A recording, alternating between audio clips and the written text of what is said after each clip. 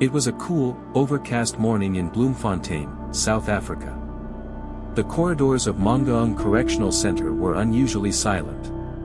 Inside one of the high-security cells, inmate number BK4352, known to the outside world as Thabo Bester, sat quietly on his bed. To the guards, he was just another convicted criminal serving a life sentence for heinous crimes. But in the criminal underworld, he was called the Facebook rapist, a conman of exceptional skill and chilling charm. But this morning wasn't ordinary. It was May 3, 2022, the day the legend of Thabo Bester would take an unimaginable twist. Flashback: the rise of Thabo Bester.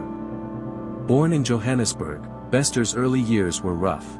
Raised in poverty, he showed an early knack for manipulation. By his teenage years, he was already running petty scams, and by his 20s, his schemes had evolved into elaborate confidence tricks. Under the guise of a modeling agency executive, he lured young women through Facebook, promising them fame and fortune, only to assault and rob them. His arrest in 2011 led to a high-profile trial. The media dubbed him the Facebook rapist. His ability to charm, deceive, and manipulate became public knowledge.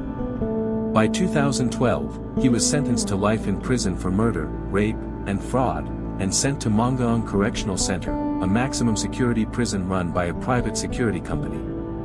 But for Thabo, a prison was just another system to outwit. Life inside, the schemes begin. Within months, Bester ingratiated himself with inmates and some corrupt officials. He learned the routines: when the guards changed shifts, who could be bribed, where the CCTV blind spots were. He began selling contraband, manipulating fellow inmates, and even ran scams from behind bars. Rumors spread of a mysterious figure known as Tom Motseep, a wealthy businessman secretly operating from prison. Few knew it was Bester, who, through stolen identities and burner phones, started online companies and conned investors. But his ultimate plan was far more audacious: escape. The escape plot. In early 2022, Bester meticulously put his plan into motion. The heart of it, a staged death. He knew that escaping a maximum security prison unnoticed was impossible. But escaping a corpse bag, that was something else. Bester began courting a small network of accomplices, corrupt guards, outside contacts, and a mysterious woman named Nandifa Magudumana, a celebrity doctor with a dark side. They orchestrated a fire inside his cell on May 3, 2022. The plan was to place a charred corpse in his place, with dental records swapped or destroyed. The fire alarm blared in the early hours of the morning. Guards rushed in to find cell 35 engulfed in flames. When the blaze was finally controlled, a burnt body lay on the bed. Prison officials hastily declared Thabo Bester dead by suicide and arson. His death was announced to the media. The prison authorities signed off the paperwork. The country believed the monster was gone. But he wasn't. A new life on the outside. In reality, Bester had slipped out during the confusion.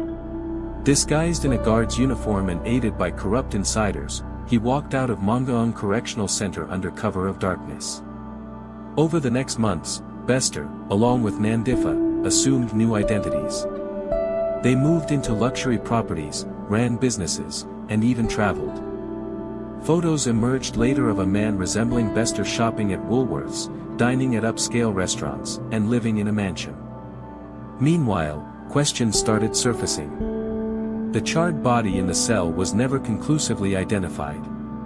Independent forensic experts challenged the cause of death. Journalists probed inconsistencies. A year passed. And then, a breakthrough. The Manhunt. In March 2023, a South African investigative journalism team published an explosive report: Thabo Bester was alive. The government, embarrassed by the glaring security failure, launched a nationwide manhunt. Interpol was alerted. Bester and Nandifa fled South Africa, traveling through Mozambique and into Tanzania, always one step ahead of authorities. They used multiple fake passports, cash bribes, and aliases. But the net was closing. On April 7, 2023, Tanzanian authorities, working on a tip-off, raided a rented safe house in Arusha. Inside, they found Bester, Nandifa, and a stash of forged passports, SIM cards, and $10,000 in cash. The man who had evaded justice for over a year, outwitted a maximum security prison, and faked his own death, was finally in custody. The return. Bester and Nandifa were extradited to South Africa under heavy security.